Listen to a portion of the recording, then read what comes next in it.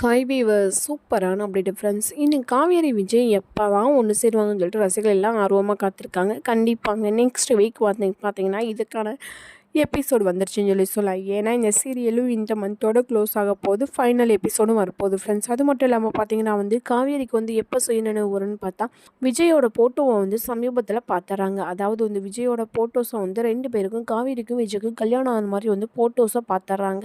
கல்யாண ஃபோட்டோவை பார்த்துட்டு ரொம்ப அதிர்ச்சியாகி நிற்கிறாங்க. அதிர்ச்சியாகி நிற்கிறது மட்டும் இல்லாமல் என்னடா இது அப்படின்னு யோசிக்கிறாங்க. அப்போ சாரதாம்மா கரெக்டாக உள்ளே வந்துடுறாங்க. சாரதாம்மாட்ட கேட்குறாங்க, என்னம்மா ஏம்மா என்கிட்ட எதுவும் மறைச்சிட்டிங்க அப்படின்னு சொல்லி. இல்லை காவேரி, உங்ககிட்ட நான் எதுவும் மறைக்கலை.